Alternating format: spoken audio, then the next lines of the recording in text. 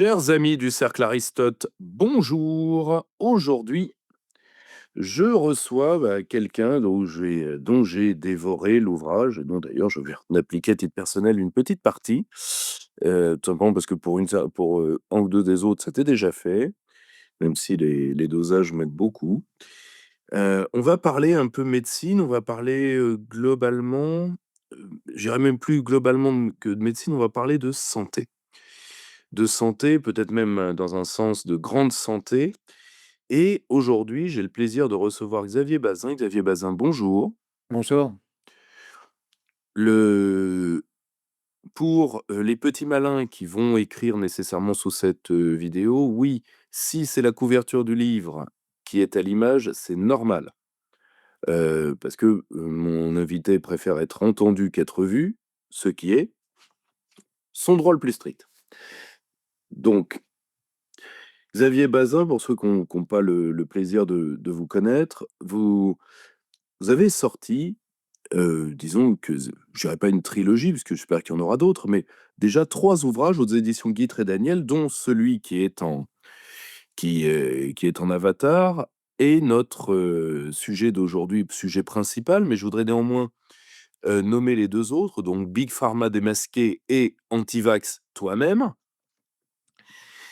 Heu, Puisque on va essayer d'englober un petit peu disons ces 2 grands sujets qui vous ont amené au troisième. Le troisième, c'est le sujet de votre ouvrage, le protocole 100 naturel, validé par la science, oublié par la médecine. Alors, qu'on soit clair avec tout le monde, là, on va parler globalement de santé avec, certains des points qui sont dans cet ouvrage.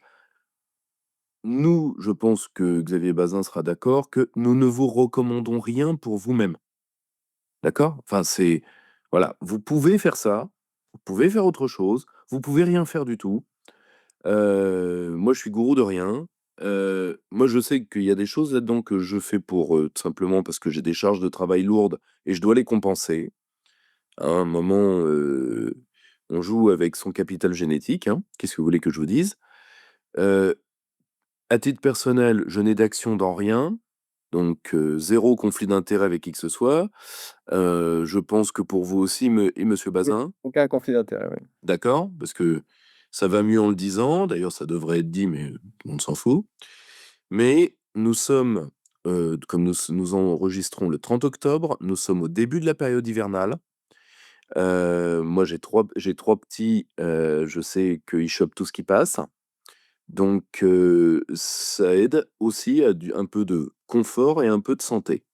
Si que personne se fâche. Si vous n'êtes pas d'accord avec ça, si vous ne voulez pas, eh bien, tout simplement, vous changez de vidéo. On est d'accord. C'est une fois ce point fait, heu, je voulais, heu, est-ce que vous pourriez identifier pour nous la gradation et le lien entre vos ouvrages, donc de Big Pharma démasqué à celui-ci? Oui, alors c'est en effet, il y a une suite logique. Bon, d'abord, moi, ça fait, plus de 10 ans que je travaille dans le domaine de la santé, en tant que journaliste, scientifique, chercheur de vérité. Ça fait longtemps que je connais, l'influence de l'industrie pharmaceutique, tentaculaire sur notre système de santé et à quel point, tout un pan, de solutions, sont écartées, alors qu'elles sont, plus efficaces et avec, moins d'effets indésirables. Mais j'avoue que, j'ai malgré tout été très surpris quand le covid est arrivé. Alors même que je connaissais vraiment, à quel point l'influence dans l'industrie pharmaceutique était délétère, je ne pouvais pas imaginer, que face à une pandémie de cette nature, en tout cas, avec les alertes qu'on nous a données, la peur qu'on nous a instillée, que tout le monde avait les yeux rivés, sur cette affaire, qu'ils puissent, continuer à utiliser tous les trucs qu'ils avaient utilisés par le passé sur d'autres médicaments, sur d'autres, solutions, pour d'un côté écarter, les solutions qui ne leur rapportent rien. C'est les solutions préventives comme la vitamine D, c'était le protocole Raoult, c'était l'ivermectine, enfin c'était une série de solutions qui étaient crédibles, validées scientifiquement, écartées d'un côté et promouvoir des solutions qui étaient risquées, en partie toxiques, comme ça a été d'abord le Remdesivir de Gilead, hein, et ensuite bien sûr, les vaccins, ARN messager. Donc Je j'ai malgré tout été, extrêmement surpris, mais ça a été l'occasion, pour beaucoup de gens de se réveiller et de réaliser et pour moi, du coup, de communiquer sur cette influence et de dire: «Beh, vous voyez ce qui se passe en ce moment sur l'industrie pharmaceutique». À l'époque, j'ai sorti, les vaccins n'étaient même pas encore, commercialisés. Mais ce qui s'était passé sur l'hydroxychloroquine, sur le professeur Raoult et sur le Remdesivir de Gilead, c'était tellement, symptomatique de ce qui se passe habituellement, mais à couvert. On ne s'en rend pas compte. Par exemple, il y a les statines, des médicaments anti-cholestérol. Ça fait 20 ans qu'on sait qu'ils n'évitent pas, ils ne sauvent pas de vie. Ils ont des effets indésirables très forts, mais on met tout le monde dès qu'on a le cholestérol un peu élevé, sous statine. Il y a le scandale des antidépresseurs, il y a le scandale des IPP. Enfin, il y a tout un tas de scandales, mais si vous voulez, pour moi, ils étaient un peu bon, je me disais: «Bah, les gens ne savent pas parce que, bah, c'est des questions un peu spécialistes, de spécialistes, tout ça est un peu masqué». Mais qu'ils fassent la même chose, c'est-à-dire, écarter des remèdes, efficaces, qui ne rapportent rien et promouvoir des remèdes, problématiques, au vu et au su de tout le monde, sachant que tous les médecins, toutes les médias, toutes les gens un peu, voilà, qui cherchaient, à comprendre, avaient les yeux rivés sur le sujet, qu'ils le fassent comme ça m'a paru être l'occasion de dire: «Bah, voilà, Big Pharma est démasqué» et là, on le voit et on avait des voix comme le professeur Raoult qui, lui, n'a jamais été dans les cercle alternatif, c'était vraiment l'incarnation de l'excellence scientifique dans notre pays, que lui porte cette voix et qu'il explique bien à quel point il a dit beaucoup de fois en 2020-2021, c'était vraiment très précieux, qu'il y a un problème avec le business model de l'industrie pharmaceutique qui ne peut fonctionner que par des nouvelles molécules brevetables et que c'est de plus en plus dur de trouver des médicaments qui fonctionnent, des molécules qui marchent parce que des nouvelles molécules, elles sont très rares et sont très difficiles à trouver, alors qu'on a tout un stock de molécules, qu'elles soient naturelles ou repositionnées de vieux médicaments, ce qu'on n'a pas testé sur tout un tas de problématiques de santé qu'on pourrait les tester, mais qu'on ne le fait pas parce que ça ne rapporte rien. Donc là, on avait une occasion, de réveiller un peu les gens et de leur faire comprendre, vraiment à quel point l'industrie pharmaceutique phagocyte notre santé. Antivax, c'était la même idée, c'est que, ça faisait moi aussi longtemps que sur les vaccins, j'avais, peu à peu, enfin, moi j'étais parti comme tout le monde, de l'idée que c'était une des plus merveilleuses inventions, que la médecine ait apporté à l'humanité, que ça avait sauvé des millions de vies, hein. Il y a 15 ans, je croyais exactement ça. Puis au fil du temps, j'ai compris, que c'était pas du tout le cas, qu'il y avait beaucoup de problèmes avec cette thèse, qu'en fait, ils étaient arrivés après la bataille, que 90 de la mortalité infantile avait, chuté avant même l'apparition des vaccins et même des antibiotiques et que ce progrès était essentiellement dû à un progrès économique et social avec, un assainissement des eaux, avec une nutrition qui était meilleure, avec une alimentation meilleure des enfants qui étaient du coup, étant moins dénutris, beaucoup plus solides vis-à-vis des maladies infectieuses. Donc on n'a pas été sauvés par les vaccins, même pas par les antibiotiques, on a été sauvés par l'alimentation et par un système immunitaire qui avait enfin ce dont il avait besoin, pour lutter contre, les infections et donc là aussi, c'était cette crise qui a été terrible, et ces vaccins Covid, qui ont été très problématiques, ont été une occasion de réveiller les gens sur le fait que ce qui se passait sur ces vaccins, c'était un peu ce qui s'était passé aussi sur tous les autres. Parce qu'il y avait beaucoup ce discours, «Moi, je suis pas anti-vax, mais ce vaccin, il me pose problème parce que pour telle ou telle raison». Mais en fait, les mêmes, malheureusement, manipulations, scientifiques, les mêmes manipulations, sur les recommandations des autorités de santé ont eu lieu, sur les autres vaccins qui sont tous, contestables et c'est pour ça que j'ai écrit ce livre, Anti-vax toi-même et le sous-titre c'est: «Retrouvons un esprit critique sur la vaccination». Parce que, c'est devenu une religion, c'est devenu, la poule aux œufs d'or de l'industrie pharmaceutique, et donc, alors qu'il faut avoir une approche scientifique, rationnelle, examiner, les bénéfices, les risques et quand on fait ça, on avec, précision et avec, sérieux et sans conflit d'intérêt, on s'aperçoit qu'en fait, on n'a pas assez de science, sur ces vaccins pour pouvoir justement estimer leurs bénéfices-risques et que moi j'ai un principe très simple qui est celui du principe de précaution. Si on a un doute, surtout sur des injections comme ça, hein, qui peuvent avoir des conséquences irréversibles, tant qu'on n'a pas assez de science, il vaut mieux ne pas faire. Moi, j'ai ce principe de précaution, qui me conduit dans le livre que je viens de sortir sur des remèdes que je recommande et j'ai pas j'ose les recommander. Comme n'étant pas médecin, je n'ai aucun risque avec l'ordre des médecins. Je n'ai aucun problème à les recommander parce qu'ils sont fondés scientifiquement. J'appelle à l'esprit critique dans mon livre, j'appelle à ne pas me croire sur parole, j'appelle à lire ce que j'écris, mais je suis absolument convaincu de la validité de ce que j'écris parce que tout est fondé, essentiellement sur des études randomisées contre placebo, donc le plus haut niveau de rigueur, scientifique, qu'on peut avoir. Mais dans cet esprit de principe de précaution, ce que je voulais dire, c'est que, je ne mets en avant aussi que des, solutions qui ont un risque, infime, voire aucun si on respecte les dosages et les prescriptions, que je décris dans le livre. Le Si vous voulez, il y a beaucoup de choses dans ce que vous venez de dire. On va revenir sur un ou 2 points avant de passer, Mmh. à l'ouvrage lui-même, mais ça permet vraiment d'avoir une discussion lestée. Je voudrais que vous nous définissiez, sincèrement, parce que je connais vous savez, il y a des questions habituelles où vous reconnaissez, soit quelqu'un qui est légèrement déshonnête, soit quelqu'un qui est légèrement trollesque, donc ou quelqu'un qui est pas là de manière totalement désintéressée. Parce qu'il y a des trolls naturels, il y a des trolls artificiels, hein, dans en communication. Je voudrais qu'on définisse, ce qu'est Big Pharma. Je vous dis pourquoi.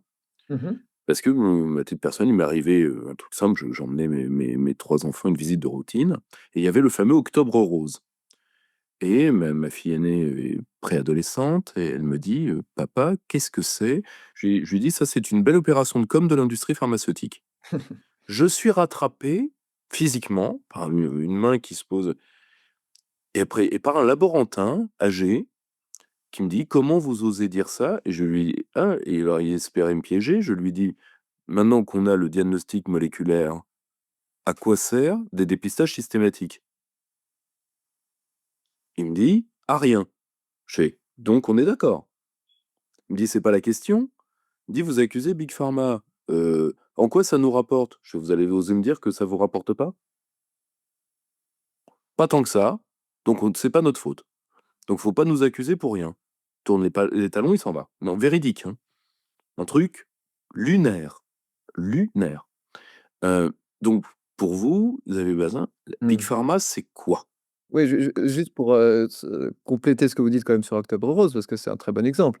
On incite les femmes à faire des mammographies systématiques, alors Mmh. que les études scientifiques les plus sérieuses montrent qu'il n'y a aucun bénéfice sur, la mortalité et qu'à l'inverse, ça cause chaque année des traitements inutiles, chez des femmes à qui on a détecté un cancer qui aurait ou pseudo-cancer qui aurait disparu, spontanément ou qui n'aurait pas évolué ou dont on aurait, qu'on aurait trouvé naturellement, sachant que, il y a de fortes présomptions que les mammographies elles-mêmes augmentent le risque de cancer par les radiations qu'elles induisent.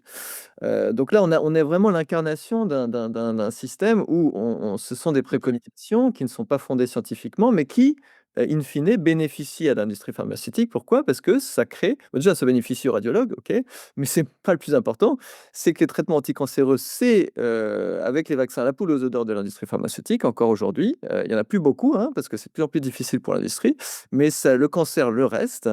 Et donc ça cause des traitements dont on sait qu'ils sont inutiles pour un certain nombre de personnes sans sauver de vie. Donc voilà, on en est dans l'incarnation d'un système où le Big Pharma, c'est quoi? C'est, disons, les 20 plus grandes, sociétés pharmaceutiques qui sont des multinationales, qui représentent, environ 500 000 de chiffre d'affaires. Et sur ces 500 000 de chiffre d'affaires, vous avez, 100 000 de dividendes pour, les actionnaires de ces, industries qui sont, BlackRock, et d'autres, grandes, qui sont enfin voilà, Vanguard et des grands groupes, enfin des grandes institutions financières, pour 150 000 est utilisé en marketing. Et qu'est-ce que c'est le marketing? Eh bien, c'est la promotion, de produits, ce qui est assez particulier puisque qu'est-ce que le marketing dans un marché totalement régulé? On voit pas de publicité ou très peu sur de médicaments à la télévision. Donc qu'est-ce que le marketing si ce n'est, l'influence et l'influence auprès de qui? Des politiques, Très bien. des autorités de santé, des revues scientifiques, des key opinion leaders qui sont les grands prescripteurs, les grands médecins liés aux industries pharmaceutiques qui, sont capables de prescrire par leur, prestige, et jusqu'aux médecins, de base, mais avec les visiteurs médicaux. Mais ça, c'est à la limite, c'est de la petite bière par rapport au niveau d'influence qui se passe au plus haut niveau, politique et médical, et parce qu'ils ont les moyens de le faire et ils ont toutes les raisons de le faire dans un marché totalement administré, ce qui rend bien plus facile la corruption et l'ONU, l'Union européenne, ont fait des rapports, disant que le secteur de la santé était l'un des secteurs les plus corrompus au monde, mais c'est absolument naturel puisque c'est un secteur entièrement administré et donc centralisé. C'est l'État qui fixe, qui autorise les médicaments, qui en fixe le prix. Donc c'est un et ils sont face aujourd'hui, ce qui n'était pas le cas il y a 30 ans où l'industrie pharmaceutique était beaucoup plus parcellisée.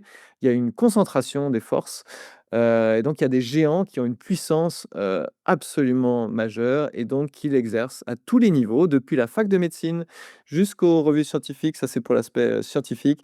Et bien sûr chez les politiques, dans les médias, ce qui explique un bon nombre de l'uniformité, qu'on entend dans les médias. Donc voilà, ils ont énormément d'argent pour influer ce qui les intéresse, sachant qu'il y a on pourrait se dire qu'il y a un alignement d'intérêts entre l'industrie pharmaceutique et puis notre santé, on espère qu'ils trouvent des choses qui fonctionnent pour notre santé, mais il y a un problème de désalignement. J'ai parlé du fait que ce que le professeur Rao a très bien expliqué, qu'on avait un stock de molécules qu'on n'utilisait pas parce qu'ils étaient plus brevetables, un stock énorme et très prometteur et qu'on cherchait toujours la nouvelle molécule brevetable, mais qui était difficile à trouver. Donc ça, c'est un aspect majeur. Et le désalignement vient, aussi évidemment de toutes ces solutions qui existent dans la nature, toutes ces traditions qui fonctionnaient, qui ont été balayées en fait avec la révolution pharmaceutique, mais pas parce qu'elles ne fonctionnaient pas parce qu'elles n'étaient pas utiles, mais parce elles ne leur rapportaient pas. Et donc là, on est face à un gros problème, qui est qu'il faut reprendre en main notre santé. C'est vraiment parce qu'on ne peut pas tout attendre de notre médecin, qui est en très grande partie, influencé de manière directe ou indirecte par des recommandations qui ne sont pas, fondées scientifiquement. Et s'agissant des infections hivernales, c'est particulièrement le cas puisque quand on va chez le médecin, si on a un truc sérieux, c'est déjà trop tard. Il faut agir en prévention et il faut agir dans les premières 24 heures quand on a un début d'infection parce que c'est là où le virus est encore en train, de se multiplier. On peut encore agir et donc c'est vraiment le sujet où il faut pas attendre, vraiment quoi que ce soit du médecin, sauf si ça dégénère évidemment, il faut y aller, mais où il faut agir, il faut être autonome, il faut savoir ce qui fonctionne, ne pas s'en remettre aux médecins, aux pharmaciens qui vont vous prescrire du paracétamol et c'est le premier chapitre du livre qui est vraiment la pire des idées quand on a une infection. Heu, J'enfonce légèrement le clou avant de passer à au moins 2 des sujets internes du livre pour pas divulgacher tout, parce qu'il faut quand même, que les gens s'y penchent. Parce que je veux bien que les gens comprennent. Je veux absolument que, si vous en êtes d'accord bien sûr, que les gens comprennent le lien entre la crise de modèle et la guerre contre, disons, la bonne santé au long cours. Je pense que les gens doivent le comprendre absolument. C'est parce que le modèle ne marche plus, Mmh. donc ça Raoult l'avait très bien dit, parce que le problème de, comment dire? Du repositionnement des Ouais, molécules ouais. fait que, pour que les gens le comprennent très bien, on va prendre l'exemple rapidement du le truc du singe là, le monkeypox. Heu, L'industrie occidentale va vers, quand cette maladie, arrive, va vers, heu de nouvelles molécules qu'elle ne trouvera pas. La Chine règle le problème en quelques semaines parce qu'elle teste 500 molécules et elle en trouve une. Terminé, dossier classé. Donc pourquoi? Parce que toutes ces molécules elles ne peuvent plus être brevetées. Elles l'ont déjà été, elles sont tombées dans un domaine public d'un point de vue juridique et donc évidemment elles ne rapportent rien. Bon, et ce faisant, l'industrie pharmaceutique occidentale particulièrement, les systèmes asiatiques fonctionnent d'autres manières. Premièrement, elles sont beaucoup plus dépendantes des autorités de santé de leur État. toute tentative, ça se voit en Corée du Sud, au Japon, même, je parle même pas uniquement de la Chine, hein, Corée du Sud, Japon et autres. Toute tentative, disons, de jouer avec la santé collective peut se payer très, très cher. Disons que c'était des industries pharmaceutiques qui sont celles que nous avions dans les années 60-70. C'est-à-dire dans les dernières grandes vagues, disons, de médicaments très innovants. Oui. Heu, Nous, évidemment, comme le modèle ne marche plus, on s'accroche aux rentes. Les rentes, il y en a pas 40. Il y a la dépression, le cancer, Ouais. la virilité masculine, le diabète, extraordinaire le diabète, d'un point de vue de pognon et tout ce qui est maladie cardiovasculaire. Bon, il y en a pas 40 des rentes, c'est-à-dire d'avoir des gens pas morts, ça rapporte plus, mais malades longtemps et d'où et c'est là où j'en viens, vraiment à votre livre, d'où le fait d'éviter que les gens travaillent eux-mêmes trop leur santé. Oui, Parce que, sinon ça fera de mauvais patients. Parce qu'un mauvais patient ouais, enfin, parce qu'un bon patient, c'est un mauvais client. oui. Donc et c'est là où je voudrais qu'on commence vraiment dans le cœur de votre livre. Moi, il y avait quelque chose, c'est pour ça que je suis allé vers votre ouvrage, parce que j'ai revu un extrait que j'ai vraiment du mal à voir, qui était d'un de vos collègues, journaliste scientifique.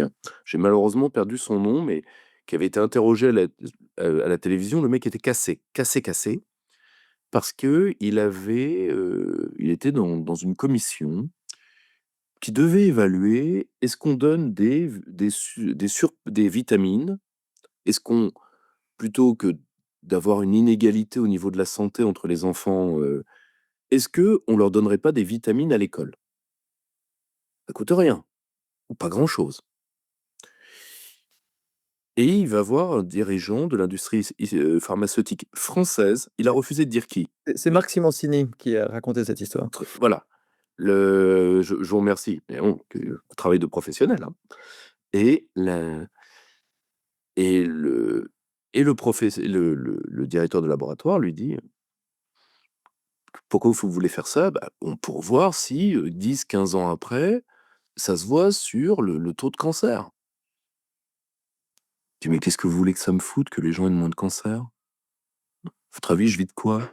Et là, je veux dire, le mec était vraiment ou alors c'est un excellent acteur, mais je pense vraiment que ça l'a cassé. Parce que faut dire, ça doit être quelque chose de s'entendre répondre ça, quand on parle de santé des enfants. Enfin, théoriquement, un truc, tout le monde doit être d'accord là-dessus. Si vous voulez, il y a peu de choses sur lesquelles tout le monde doit être d'accord. Et et là, on voit qu'il y a une volonté consciente, jamais affichée, mais consciente. Nous préférons et d'un côté, nous vivons pas de la santé, nous vivons de la maladie. Pou Comprenez-nous? Bon, si vous voulez, exactement comme l'industrie du stup vit de la dépendance. Vous voyez? C'est le même type de raisonnement. Or, heu, le souci, c'est que face à ça et face à des c'est l'un des sens d'ailleurs de votre ouvrage, Big Pharma démasqué et ça se revoit dans l'affaire des vaccins. Face à des autorités de contrôle qui sont aujourd'hui défaillantes, du moins dans l'ensemble de l'Occident et particulièrement en Europe de l'Ouest, Oui, et ben, il vous reste plus qu'une chose, c'est de vous en occuper vous-même.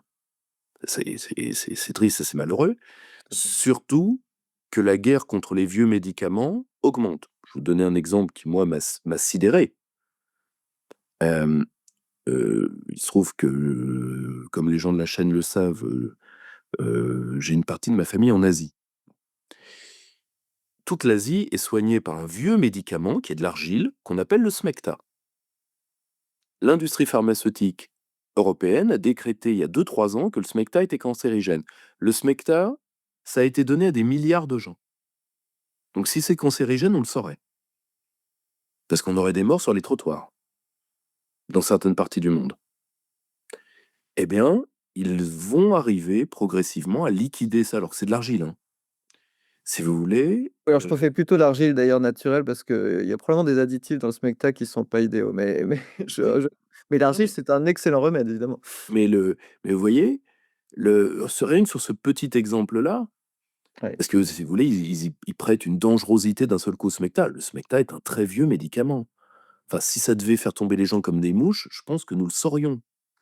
Mais le mais si vous voulez, ils se retournent contre les vieux médicaments, ils maintiennent des légendes médicales. Je vais vous donner un exemple. Moi, mon père déconseillait strictement à ses patients les statines. Ouais, Parce que lui, on avait essayé de lui mettre, de force, ça l'a empêché de marcher à la quasiment la première prise. ouais, Donc il ouais, dit: ouais. «C'est hors de question». Très fréquent Or qu'il y ait des problèmes musculaires, importants, ouais, tout à fait. donc le et c'est maintenu parce qu'a priori derrière le masque du lobby des cardiologues, il y a quelque chose de très rentable, parce que c'est une obsession de cardiologue et le alors que c'est un truc qui fait que vous êtes plus capable de porter un sac à dos.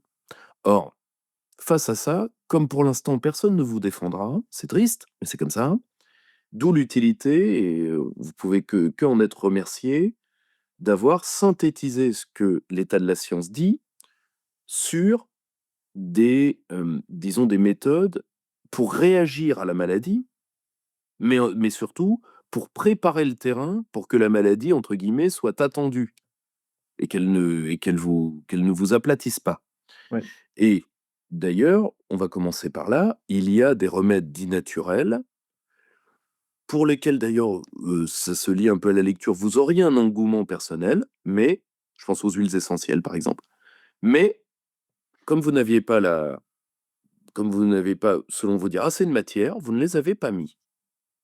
Oui, c'est-à-dire que les huiles essentielles ont un pouvoir anti-infectieux qui est absolument incontestable. On avec une quantité d'expérience in vitro le montre, mais comme on manque d'essais cliniques, si vous voulez, parce que, on peut, faire toutes les suppositions, les hypothèses à partir de mécanismes biologiques. Ce qui fait foi, c'est quand même les essais cliniques, c'est-à-dire on prend 2 groupes de personnes, on donne une molécule à l'une, ou un traitement à un groupe et un placebo à l'autre et on voit si ça marche ou pas. Parce qu'il y a quantité de choses qui semblaient, promettre monts et merveilles, in vitro et puis qui ne donnent pas tous les résultats. Donc moi, j'ai aucun doute que les huiles essentielles, ça fonctionne, mais on n'a pas suffisamment de preuves par essai clinique pour, édicter un protocole précis, rigoureux et qui est validé scientifiquement. C'est la raison pour laquelle je les écarte. Mais c'est juste pour dire le niveau, alors que vraiment elles sont intéressantes et le niveau qu'il faut atteindre scientifiquement pour, figurer dans le protocole de mon livre. Et C'est pour ça que je vous le faisais remarquer. oui, oui, tout à fait. Merci et merci de le dire. Et ce que vous dites très bien aussi sur la prévention, et en fait, le dirigeant, dont vous avez parlé de l'industrie pharmaceutique, c'est pas juste qu'il disait: «Je m'en moque», c'est: «Pourquoi voudriez-vous que je prévienne des cancers chez les enfants alors que je vis de la vente de traitements anti-cancer?» Donc c'est même Il faut quand même avoir du souffle pour la et sortir. oui, mais c'est pas seulement qu'il s'en moque, si vous voulez, c'est que c'est même contradictoire avec son objet et du coup, il ne faut pas s'étonner si au niveau, général, il y ait, un empêchement à parler, de la façon dont on pourrait soutenir son système immunitaire pour être plus résistant face aux maladies, parce que c'est contradictoire avec l'objectif de vendre des vaccins, du paracétamol et tout un tas de médicaments pendant la période hivernale et donc il ne faut pas chercher malheureusement plus loin le fait que, on nous pousse à nous vacciner parce que ça rapporte au laboratoire. On ne nous pousse pas à nous supplémenter en vitamine D, qui est vraiment, la vitamine, le bouclier immunitaire par excellence. C'est, prouvé, archi-prouvé par quantité d'études, scientifiques, qui montrent que si on a des bons taux sanguins de vitamine D dans le sang, on sera moins malade et on sera malade moins longtemps que si on a des faibles taux. Malgré tout, il y a à peu près la moitié de la population française qui a des carences sérieuses en vitamine D et je parle de carence, c'est moins de 20 nanogrammes par millilitre dans le sang de vitamine D qui expose, non seulement à un surrisque d'infection pendant l'hiver et des infections plus graves, mais à tout un tas de problèmes de santé, de maladies auto-immunes, de diabète, de dépression, tout ça qui sont, en partie causés par un faible taux de vitamine D dans le sang. C'est la solution la plus simple qui existe, la moins coûteuse pour, renforcer les organismes face à toutes sortes de maladies et notamment les maladies hivernales et on n'en parle quasiment pas, et ce n'est pas recommandé dans les spots publicitaires, de nos chers, gouvernants. Pour une raison, je il ne peut pas y avoir d'autre raison que cette, influence, tentaculaire de l'industrie pharmaceutique et de la recherche, du prof et du capitalisme de connivence, dans cet oubli.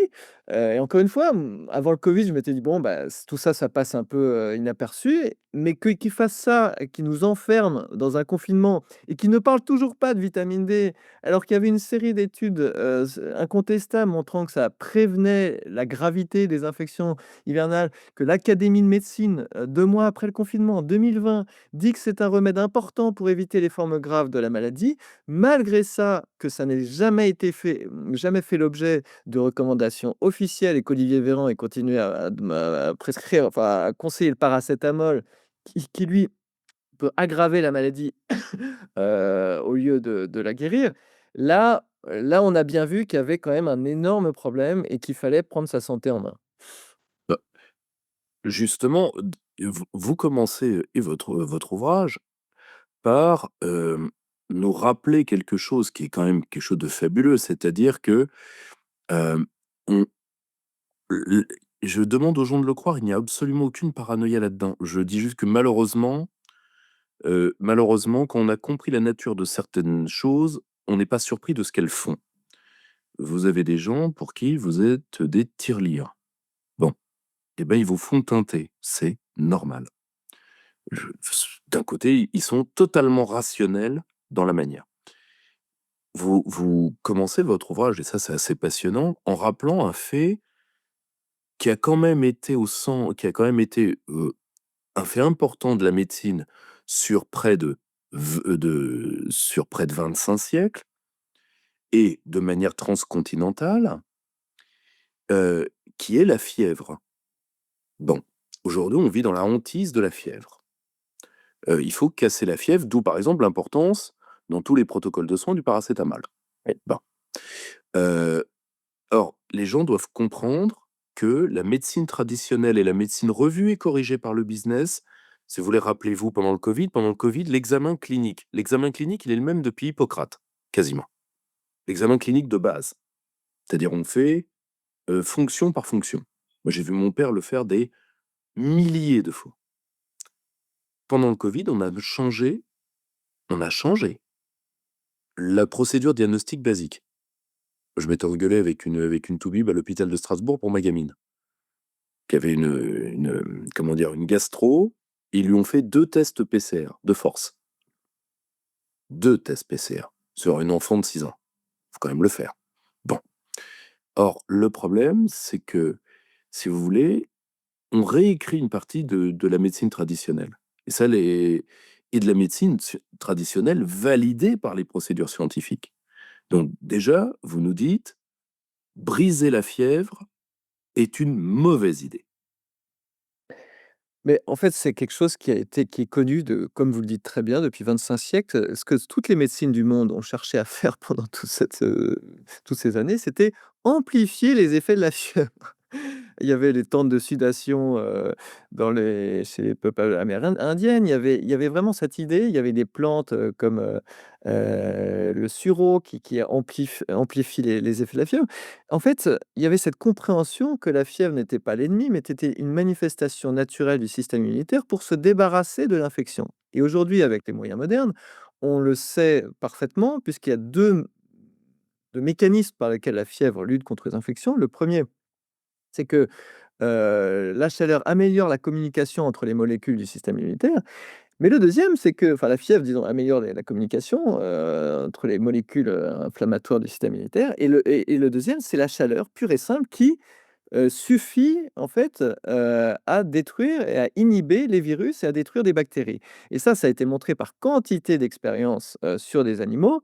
On a un prix Nobel de médecine en France qui a été totalement oublié, le professeur Lvoff, directeur de l'Institut Pasteur, qui a passé sa vie à montrer que la chaleur, détruisait les virus, que si on infectait, il a fait des expériences sur des singes, sur des lapins, avec des virus dangereux et on exposait ces animaux à la chaleur, ils guérissaient, alors que ceux qui n'étaient pas exposés à la chaleur, ils mouraient. Donc il y a vraiment, un corpus scientifique, je rappelle aussi parce que c'est des histoires incroyables de l'histoire de la médecine, qu'un psychiatre, autrichien a eu le prix Nobel de médecine parce qu'il guérissait des syphilis, dans l'état final, le stade final de la syphilis qui était quelque chose de terrible qui s'appelait la paralysie générale. Il les guérissait par des fortes fièvres. Il inoculait le paludisme à ses patients et qui guérissaient parce qu'ils avaient des fortes fièvres qui permettaient, de détruire la bactérie qui cause la syphilis. Donc en fait, on sait très bien, que la fièvre, c'est un mécanisme naturel qui vise à guérir et malgré tout, le premier réflexe, c'est si vous avez 38,5, c'est on vous demande de prendre, du paracétamol ou de l'ibuprofène, sachant que, les 2, en fait, et ça aussi c'est montré depuis une quinzaine d'années, aggrave et allonge, la maladie plutôt que de la guérir et donc sous prétexte de confort, parce que c'est vrai que par contre ça a un effet pour être un peu moins inconfortable, hein, ces anti-inflammatoires ou ce le paracétamol, mais sous prétexte de ça, en fait, on aggrave, on prend le risque d'aggraver ou d'allonger, son infection donc rien que là, on a de manière démontrée, c'est pour ça que je commence par ça, c'est parce que c'est quand même symptomatique, hein, du problème. On a la preuve qu'il y a quand même un problème avec le système médical puisque, plutôt que de laisser courir la fièvre, en tout cas jusqu'à 39-40, qui ne pose aucun problème particulier, et qui aide à guérir, on cherche à la baisser par des moyens artificiels qui ont des effets indésirables. Alors, toute petite, petite incise avant justement de passer à l'autre élément logique à partir de ce constat, parce que je vois tout de suite, ça c'est vraiment la critique du coup de pied de l'âne, mais on n'y échappera pas. Oui, mais quand même, vous le dites vous-même, c'est quand même du confort, vous n'êtes-vous pas, partisan d'une médecine dolosive? Non mais, si vous voulez, parce que s présupposer la bonne foi chez certaines personnes est un pari qui n'est pas risqué, qui est idiot. Non, mais attendez, il y a une étude, je prends il y en a plusieurs, mais je prends une étude sur la varicelle. On a donné des enfants à des enfants, du paracétamol, d'autres enfants, on n'a pas donné du paracétamol. Ceux qui ont eu du paracétamol ont eu la varicelle un jour de plus et avaient pas moins de douleur, et avaient pas moins de symptômes. Donc, je veux dire, je recommande pas du tout une médecine dolosive et d'autant que, Là, je me fais un peu l'avocat du non, diable. mais vous avez raison, mais c'est une bonne réponse, mais une bonne question, mais d'autant que dans le protocole que je recommande et notamment avec des doses très importantes de vitamine C, on arrive à faire baisser la fièvre, on arrive à réduire les symptômes, mais plus, de manière totalement artificielle, mais en aidant directement le système immunitaire à lutter contre l'infection. Donc on peut éviter les effets, effectivement désagréables de la fièvre, mais sans avoir les effets très néfastes de la casser avec des médicaments, qui la coupent artificiellement. Le Justement, nous y venons. En réalité, il y a je pense, enfin, je parle sous votre contrôle. Moi, j'ai vu 2 grandes parties dans votre ouvrage et dans ce protocole, donc je dis sincèrement, j'en ai déjà, alors que j'ai à peine de terminer le livre, j'en ai déjà disons, intégré, parce qu'il faut intégrer ça dans des routines. C'est ça Oui. qui est le plus lent, intégrer toute une partie. Il y a la partie préparation de terrain Oui, et le partie renforcement. La partie préparation de terrain, c'est par exemple tout ce qui est gargarisme et surtout hygiène du nez, oui, à laquelle on pense jamais. On oui, pense aux dents, on pense jamais, au nez. Si vous voulez, toute personne qui a des sinusites chroniques, par exemple, voit à peu près, ce que ça peut coûter, ce qui est extraordinairement désagréable quand on vit avec ça. Et de l'autre côté, la partie renforcement et c'est là où il y a le rôle du zinc, de la vitamine C, du sureau et cetera, et cetera, et cetera. Et le l et le heu, vous le disiez, heu, vous avez, cité un grand prix Nobel de médecine totalement oublié. Il y a il y a cet aspect que j'ai beaucoup aimé dans votre ouvrage, c'est l'aspect culture du métier. C'est-à-dire que vous faites revivre des pans entiers de l'histoire de la médecine qu'ont été, alors, peut-être que l'Académie de médecine, a une mémoire particulière, peut-être qu'elle, elle l'entretient encore, mais, a priori pas vis-à-vis du grand public. Mais il y a toute une part de cette histoire médicale qui a été complètement gommée. oui. Et si vous voulez, ce qui prouve quand même, alors soit c'est l'amnésie collective et l'ignorance invincible, c'est pas impossible, ça joue, Mais quand même, ça efface quand même toujours dans le même sens. Exactement. C'est pas une coïncidence. D'ailleurs, il y a une citation du professeur Lvov, c'était en 1973, il était interviewé par l'INA, donc il expliquait toutes ses expériences sur la chaleur, la fièvre. Il y a le journaliste qui lui dit, «Mais c'est quand même incroyable puisqu'on on ça contrevient à tout ce qu'on entend sur le fait de faire baisser la fièvre». Et là, le professeur Lvov, il dit: «Oui, oui, c'est vrai que pendant jusqu'à récemment encore, on essayait de faire baisser la fièvre, mais les médecins commencent à s'en rendre compte». Et il avait l'air de penser en 1973 qu'on arrivait à la fin de cette, de ce mythe, en fait, qu'il fallait casser la fièvre, et on y est encore en 2025. Donc ça ne peut pas être une coïncidence. Je suis pas un je suis pas c'est pas une question d'être un j'ai pas un esprit particulièrement conspirationniste, pas du tout. Mais à un moment donné, ça peut pas juste être une coïncidence, si, 50 ans après les travaux du professeur Lvov, on essaie toujours de baisser la fièvre alors que c'est contre-productif. Voilà, donc oui, alors préparer le terrain, en fait, disons qu'il y a 2 grandes, possibilités. C'est la prévention, c'est-à-dire avant de tomber malade, et ensuite ce qu'on peut faire dès qu'on tombe malade. Mais, pour rester d'abord sur la prévention, effectivement, il y a 2 types de méthodes. Il y a les méthodes, qui visent en fait à déloger les virus là où ils entrent. C'est ce que vous, parliez des gargarismes et des soins du nez. Ça paraît tout bête, mais ça fait l'objet depuis 10 ans maintenant d'études scientifiques qui sont implacables sur leur efficacité. Et donc, il faut vraiment le faire parce que c'est vraiment dommage, et c'est tout naturel parce que quand on comprend, où se multiplie le virus, il y a rien de plus naturel que de se dire: «Bah, en fait, on va aider, notre corps à le déloger». On a naturellement, dans le nez, une fine couche de mucus qui est une sorte de substance un peu collante qui sert à attraper les virus avant qu'ils viennent infecter nos cellules. C'est quelque chose d'absolument magnifique, parce que c'est à la fois collant pour, arrêter le virus. C'est à la fois quand même, il faut que ce soit un peu fluide pour que ce soit puisse être évacué et ne pas stagner, et en même temps, c'est rempli de petites molécules qui viennent, attaquer, les virus. Donc si on a le mucus typiquement asséché, parce qu'on a, la clim, l'été ou dans l'avion, ou parce que, on est chauffé à l'intérieur l'hiver et qu'on a moins d'humidité, dans les intérieurs, et bien, cette première re barrière naturelle de notre corps, elle va plus faire son travail, et donc les virus vont naturellement beaucoup plus facilement entrer. Et donc c'est pour ça qu'il faut, lui donner un coup de pouce, l'hiver avec ces soins du nez et de la gorge qui sont quelque chose, encore une fois, de ridiculement simple, mais d'extrêmement efficace, surtout par rapport vraiment à leur coût, qui est quasiment nul, et c'est une petite routine effectivement à mettre en place, mais vraiment c'est pas beaucoup et ça rapporte gros. Donc ça, c'est pour la côté barrière naturelle, qui empêche les virus de passer. Et puis il y a, comment optimiser notre système naturel qui est notamment mucosal, donc dans notre nez, dans la gorge. Les barrières naturelles sont, liées à des micronutriments. C'est-à-dire que notre système immunitaire, il peut pas fonctionner correctement s'il est malnutri, pour le dire, en un mot. Et il y a un trio magnifique de molécules dont il a absolument besoin pour être à son plein potentiel. C'est la vitamine C, la vitamine D et le zinc. Donc je consacre 3 chapitres à ces molécules.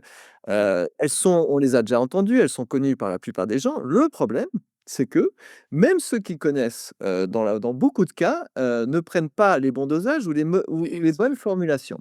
Donc c'est là où il faut être un peu précis, où il faut regarder de près les essais cliniques. Et c'est là où vraiment il y a encore une vraie plus-value de votre ouvrage. Parce que moi évidemment ayant travaillé sur le Covid depuis le premier jour, j'ai entendu, Ouais, l'importance de ouais, le problème, c'est comme personne ne donne les dosages, oui, ouais, ouais. le réflexe des gens, c'est d'aller chez le pharmacien qui va donner du multivitaminé. Le multivitaminé, c'est fait pour rapporter au pharmacien. Parce que, malheureusement, tout est sous-dosé dedans pour la plupart des produits. Il faut bien les choisir, effectivement. Moi, j'ai rien contre le multivitamine, hein, Moi non j'en plus, prends pas, mais mais c'est pas ce qu'on c'est malheureusement, la plupart des produits en pharmacie ne sont pas bons, et pour reprendre l'exemple des mauvaises formulations ou des mauvais dosages, la plupart des médecins prescrivent des ampoules de vitamine D, mensuelles, ou mmh. alors, tous les 3 mois, et tous les essais cliniques montrent que non seulement, c'est une méthode inefficace pour prendre la vitamine D, mais c'est parfois même contre-productif parce que le corps n'aime pas les variations extrêmes de vitamine D. Parce que ce qui se passe, c'est que pendant une semaine, vous avez un taux très, très élevé dans le sang de vitamine D après l'ampoule, et pendant 2 semaines, vous êtes en carence, les 2 dernières semaines du mois. Donc c'est des variations qui ne sont pas du tout, naturelles, qui ne sont pas du tout, bénéfiques. Donc là encore, on a un paradoxe, c'est que, même quand les médecins prescrivent de la vitamine D, ce qui est une bonne chose, ils ne prescrivent pas, la bonne la bonne manière. Alors on va dire: «Oui, c'est plus facile de prendre chaque mois que de prendre tous les jours», c'est vrai, mais autant prendre quelque chose d'efficace et d'éviter de prendre quelque chose Les d'inefficace. gens sont pas aussi neuneux, enfin, et non, enfin, moi c'est drôle d'ailleurs, on les laisse totalement se démerder dans des trucs complexes, mais Mmh. dès qu'on tombe dans des trucs simples, Oui. on les pense totalement débiles. Enfin, si vous voulez, c'est un des aspects infantilisants du capitalisme de connivence qui est quand même de présupposer que le client est un abruti. Enfin bon. Oui, quand ça arrange, le Oui, système. quand ça nous arrange, ils viennent des cons, ouais. Les Et donc il faut absolument prendre la vitamine D en gouttes, et le prendre soit tous les jours, soit toutes les semaines éventuellement. Il y a des bons dosages qui permettent d'avoir un taux, sanguin qui dépasse les 40 nanogrammes par millilitre dans le sang. Là aussi, on a eu un scandale il y a 15 ans, en 2011. Il y a eu des remboursements des, mesures de vitamine D dans le sang, alors que c'est vraiment encore une fois, il y a tellement de bienfaits à la vitamine D, que tout le monde devrait, se doser au moins une fois dans sa vie pour être sûr de ne pas être en carence et de faire ce qu'il faut pour avoir tout au long de l'année et en particulier dans la période hivernale, un bon taux de vitamine D dans le sang et ça, c'est possible que si on en prend, tous les jours. On peut plus compter sur le soleil l'hiver et pour la majorité des Français, la vitamine D parce que c'est la vitamine, emmagasinée par le soleil, hein, l'exposition au soleil l'été. Là, la vitamine D emmagasinée l'été n'est pas suffisante pour affronter l'hiver dans de bonnes conditions, donc il faut, pour la plupart des gens, se supplémenter l'hiver pour avoir des bons taux. Ça, c'est un exemple, vraiment, très simple, c'est vraiment, mais que, malheureusement, beaucoup ne font pas ou quand ils le font, avec, une formulation qui n'est pas efficace. Parce que donc là, vous avez, le moi, par exemple, un chapitre qui m'a vraiment impressionné, c'est celui sur la vitamine C. C'est le parce que là, vous allez entre guillemets, vous allez loin parce que vous mettez, Ouais. vous mettez des, disons des taux qui vont paraître, disons importants aux gens, mais qui sont, que vous justifiez et là encore, c'est quelque chose qui apparaît évident à tout le monde, mais d'un côté, la vitamine C a peut-être un peu pâti de ce que j'appellerais l'effet Guronsant. C'est-à-dire, «Ah oui, non mais, prends une petite cure de vitamine C», comme si vous voulez, comme si c'était une sorte de petit produit dopant. Ouais. C'est-à-dire, tu vas rebondir en 2 semaines et puis après tout ira bien. En réalité, pas du tout. C'est quelque chose, à la fois, vous l'utilisez, en prévention et en réponse. Oui. C'est quelque chose où il faut aller beaucoup plus loin que la petite cure qui, là encore, est un comment dire? Elle peut pas être néfaste pour votre santé, mais elle est surtout faste pour les finances du pharmacien local. Oui, alors ça, c'est vraiment la vitamine C, il y a un grand malentendu parce que tout le monde croit la connaître. Tout le monde d'ailleurs, accepte et pense que ça booste un peu le système immunitaire, mais c'est très rare sont les gens qui l'utilisent de façon, vraiment systématique et de manière efficace. Alors en prévention, ce qu'il faut bien comprendre, c'est que les apports recommandés, c'est 100 milligrammes par jour et pour avoir en fait une efficacité sur le système immunitaire, pendant tout l'hiver, moi je recommande plutôt environ 1 gramme par jour, donc 10 fois plus. Alors ça peut paraître surprenant, 10 fois plus que les apports journaliers recommandés, mais je justifie, dans mon livre, par plusieurs aspects. Mais il y a un aspect quand même qui est très intéressant, c'est de se comparer, aux animaux. La plupart des animaux fabriquent leur propre vitamine C. Ils en fabriquent beaucoup. Ils prennent eux, ils fabriquent, plusieurs grammes par jour de vitamine C rapportés, au poids de corps, pour, un disons un équivalent d'un être humain. Il y a que les hommes, les primates, quelques chauves-souris et les cochons d'Inde, qui, ont perdu leur capacité de synthétiser la vitamine C. Et même quand on regarde, les primates en liberté, ils en consomment dans leur, régime plusieurs grammes là aussi par jour. Et nous, on n'aurait besoin que de 100 milligrammes par jour de vitamine C.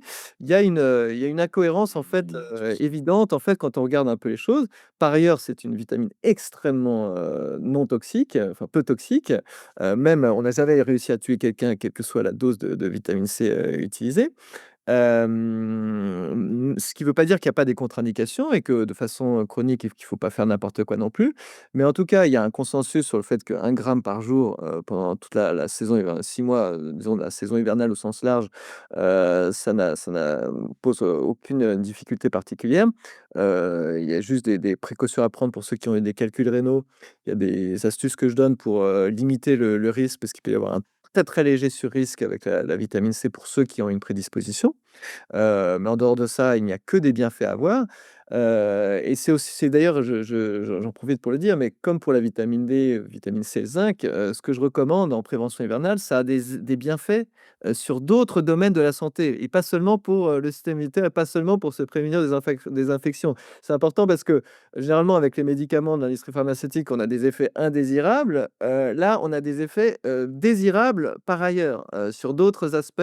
La vitamine C, par exemple, est très bonne quand on a la tension artérielle pour réduire la tension artérielle. Ça a plein d'effets positifs, sur différents domaines comme la vitamine D, comme je l'ai indiqué, pareil pour le zinc. Donc en fait, et là encore, il faut pas se diriger vers la pharmacie parce que dans les pharmacies, les vitamines C ont souvent des additifs, douteux, que moi je déconseille. Là encore, j'ai un principe de précaution assez élevé et quand il y a du sucralose, de l'aspartame, des choses comme ça, moi je déconseille, parce que prendre ce genre de choses au long cours, ça a des effets qui sont pas positifs pour l'organisme et donc Aspartame particulièrement, oui. oui, tout à fait et donc faut trouver des vitamines C pures et c'est pour ça que je donne des adresses aussi à la fin de mon livre parce que sinon, les gens, ils ne sauraient pas, ils ne pourraient pas utiliser par eux-mêmes. Parce que moi, ce que je souhaite, c'est qu'ils prennent le pouvoir.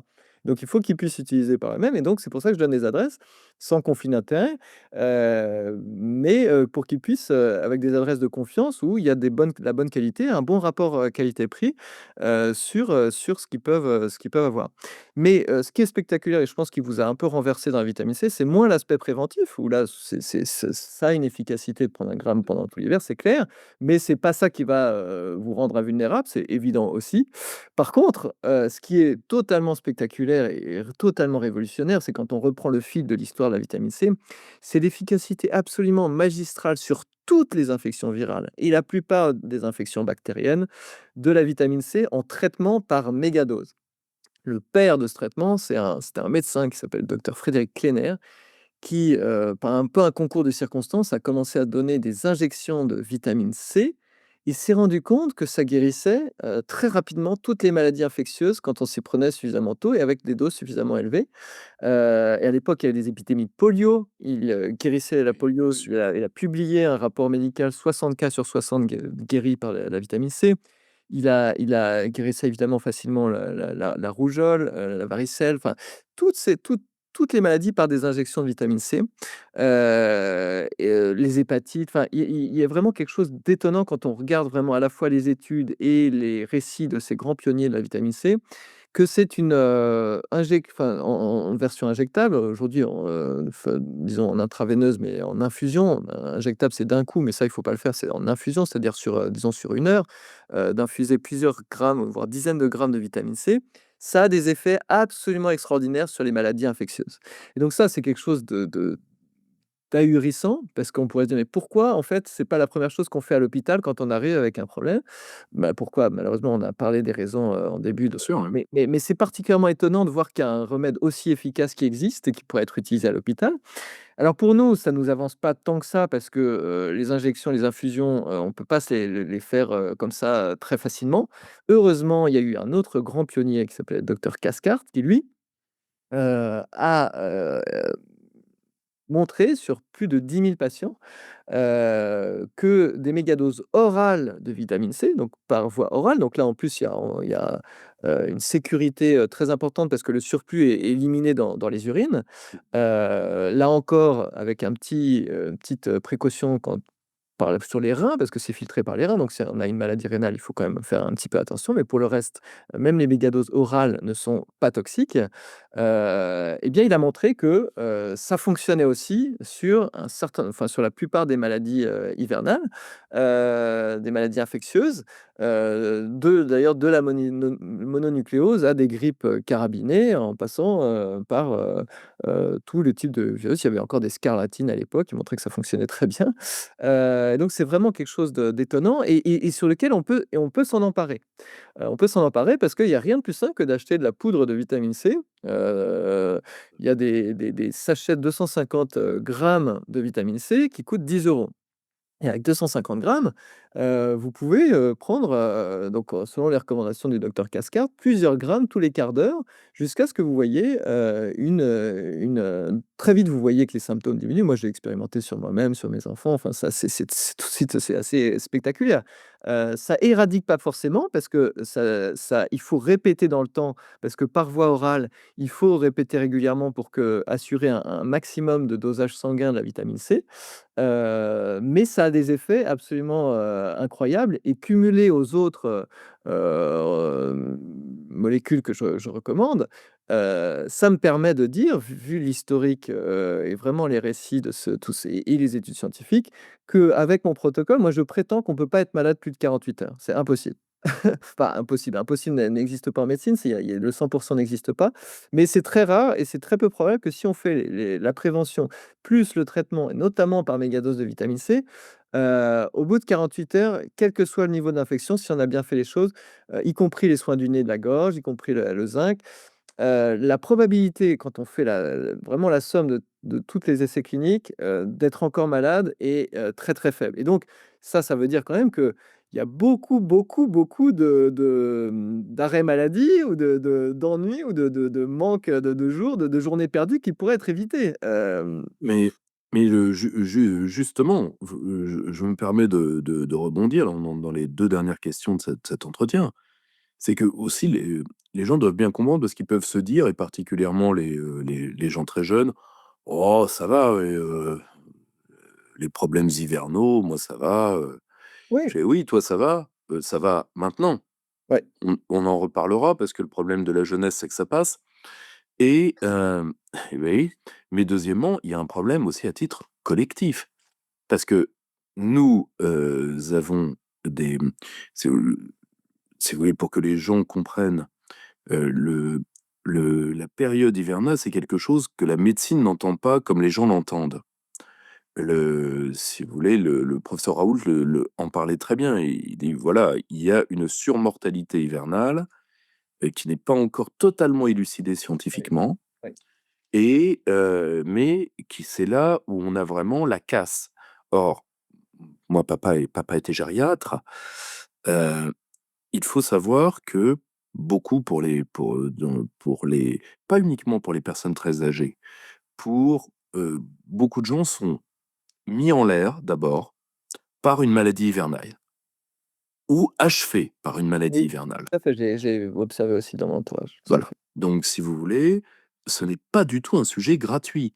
Ouais. C'est pas vous, 2 gouttes de citron vont changer le goût de la purée. C'est quelque chose heu, qui peut vraiment vous foutre en l'air. Y compris des gens malheureusement parce que on a, peut-être beaucoup trop joué avec l'immunité naturelle de certaines personnes, car on a aujourd'hui, avant sa fin d'activité, moi je j'avais eu ces discussions à titre familial et évidemment au sein de tous les médecins qui sont au cercle, on avait, beaucoup, signalé ça. En jouant avec l'immunité des personnes jeunes, aujourd'hui, on a augmenté les problèmes de santé globaux de gens beaucoup plus jeunes que ce qu'on avait avant. Oui. Donc faut bien voir que c'est tout sauf un sujet gratuit, c'est-à-dire qu'il va falloir aider les organismes à se remettre. Les effets de la période de 2020, parce que, si vous voulez, alors on n'a pas encore les études nécessaires pour évaluer tout ça. Mais il est tout à fait possible que par exemple, les processus de confinement aient bousillé beaucoup plus les immunités des gens jeunes que s'ils n'avaient pas eu lieu, Oui, alors je serais que plus inquiet de la période 2021. oui, tout à fait, oui, oui, tout à fait. Sur l'immunité, des jeunes, et de ce qui leur a été, imposé Mmh, oui et très juste. par voie d'injection. Mais Et oui, puis en plus et puis après il y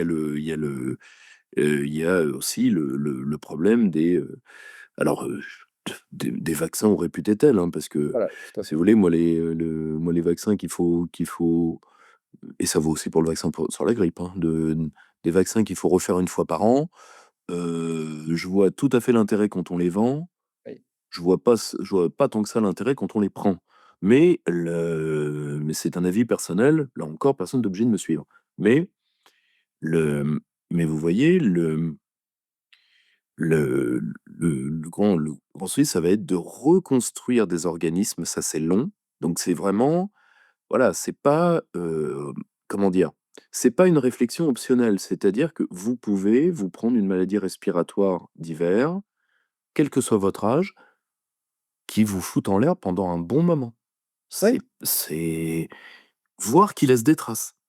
Oui, bah, ne serait-ce que tout ce qui peut conduire à avoir une infection un peu aggravée et aux antibiotiques. Les antibiotiques malmènent le alors je dis pas qu'ils sont nécessaires, moi-même j'ai dû en prendre quand j'ai, eu un sérieux problème, mais ça malmène le microbiote et on sait aujourd'hui que le microbiote intestinal, c'est vraiment la clé en fait, pour éviter les maladies chroniques, la clé pour avoir une santé durable. Donc, autant l'éviter. Même quand on est jeune, moi je suis d'accord, quand on est jeune et si on a de 2 rhumes par an, bon, c'est pas forcément, les plus intéressés par ce livre. Je pense que mais néanmoins, faire les bonnes choses, sachant que ça a des effets positifs par ailleurs, y compris pour les sur les performances sportives d'ailleurs ou autres, et éviter en fait, d'être cloué au lit pendant 2 3 jours, c'est quand même un bienfait qui est quand même pas négligeable. Et pour les personnes plus âgées, plus vulnérables, là, c'est vraiment très important parce que, un séjour à l'hôpital peut et là, je rejoins totalement ce que vous dites, hein, ça peut être le début d'un processus, très compliqué, pour des personnes âgées. Donc, là aussi, il y a on a tous les moyens de l'éviter et donc, autant le faire. Le et surtout, alors je sais que ça, c'est vraiment une phrase de entre guillemets «de vieux con», mais on prend tous conscience de ça, quand on devient parent. C'est que, la santé, c'est pas uniquement quelque chose d'individuel. C'est-à-dire que quand votre santé disparaît, vous avez du mal à vous occuper de vos enfants et cetera. Oui, Enfin, faut ouais, faut bien comprendre que c'est tout un rôle social. Vous pouvez impacter tout le monde en vous négligeant. Je le dis d'autant plus, hein, j'ai loin et de très loin, pas été, exemplaire là-dessus, parce que moi je me suis fait beaucoup de mal par à peu près des maladies du surmenage et de l'épuisement. Heu, on se rend pas compte que, c'est tout un collectif qu'on peut impacter si on joue mal et que la santé, bah, si vous voulez, venant de petits villages, moi j'ai vu ce qu'on appelle des beaux vieillards. Heu, C'était des mecs qu'on pensait quasiment immortels, enfin increvables, mais qui avaient pris soin d'eux-mêmes très, très tôt. Alors certes, comme le faisaient les anciens. oui. Bon, et résultat, qui n'ont pas eu des fins de vie aussi difficiles que ce que j'ai vu en gériatrie et qui ont été actifs quasiment jusqu'au bout et inclus socialement quasiment jusqu'au bout. Donc, si vous voulez, ça se prépare avant. Dernière question, hem, si vous voulez, est-ce que vous pen pensez-vous que, objectivement, là, c'est vraiment une question vraiment de père de famille. Parce que pour, à partir de ce type de protocole, comment vous l com est-ce qu'on peut à partir de quand doit-on l'apprendre, aux plus jeunes? Quand est-ce qu'on les pense, pour vous, assez adultes pour alors qu'on l'utilise quand ils sont malades, d'accord, mais pour vous, comment on peut leur permettre d'acquérir ces routines à partir de quand il faut leur en parler selon vous, hein, là, c'est vraiment un avis, pour, justement qu'ils apprennent à cultiver cette santé? C'est une question difficile, les miens sont même pas encore adolescents, donc j'ai pas encore eu, à me poser cette question, mais On est dans le même état. en tout cas, je dirais que pour les pères de famille, les mères de famille, en tout cas un conseil, c'est de veiller du coup, à leur donner, mais du coup, pas forcément en leur donnant le choix, notamment la vitamine D, tout au long de leur enfance et en particulier à l'adolescence parce qu'en fait, à l'adolescence, il y a une poussée de croissance et c'est là où les enfants avec le très bas âge, mais là où la vitamine D, pour le coup, est recommandée aux nourrissons, ce qui est une bonne chose, mais après on arrête, alors qu'il faut en donner, tout le temps, mais particulièrement à l'adolescence parce qu'il y a une poussée de croissance et une carence en vitamine D. Donc voilà, j'encourage en tout cas, les parents à utiliser la vitamine D tout au long de l'enfance et l'adolescence, de leurs enfants. S'agissant de l'acculturation, alors moi je me garderais bien de conseils. J'ai trop vu des parents, très santé, puis qui ont y compris dans l'alimentation, et puis qui ont vu une rébellion de leur leur adolescent qui s'est mis à manger absolument n'importe quoi. Donc je c'est très difficile, c'est des sujets, voilà, Ouais. donc je prétendrai pas avoir, vraiment, la clé. On n'est jamais à l'abri d'un retour de bâton si on est trop insistant, si on est donc c'est je pense que enfin moi, ma façon de faire de toute façon, que ce soit dans mes livres ou en tant que parent, c'est d'expliquer, de montrer, de dire que je suis pas sûr d'avoir raison, que j'encourage l'esprit Oui, critique. j'imagine.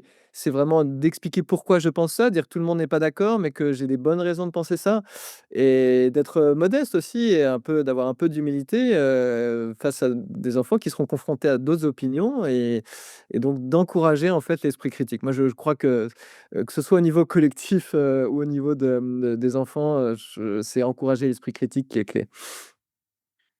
Je vous remercie beaucoup, Xavier Bazin. Merci à vous. Je ne saurais trop recommander alors, le livre qui nous a réunis aujourd'hui, donc Le protocole 100 naturel aux éditions Guîtres et Daniel, mais également vos 2 ouvrages précédents, Big Pharma démasqué, Antivax toi-même, toujours aux éditions Trait Daniel d'ailleurs et j'espère vous retrouver prochainement sur la chaîne du Cercle.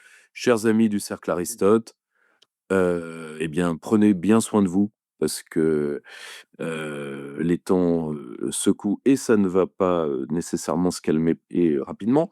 Vous pouvez, nous aider en vous abonnant, en mettant la cloche pour avoir les notifications, en passant cette émission. Vous pouvez nous soutenir par la page, par la page Tipeee ou par, des dons pour l'association ou vous pouvez là, nous entrons dans la période, bientôt ce sera les dons défiscalisés, donc n'hésitez pas à, aller sur le site cerclearistote.fr, vous aurez tout le nécessaire, mais surtout, surtout, commencez déjà à faire vos listes de livres parce que, nos livres sont là pour vous. Voilà, je vous dis à très bientôt et à vous les studios, encore merci à notre invité du jour, Xavier Bazin. Merci beaucoup. Merci à vous. Chers camarades, si tu veux plus de contenu, de réinformation, d'éducation populaire et de formation intellectuelle, n'hésite pas à faire un don sur notre page Tipeee.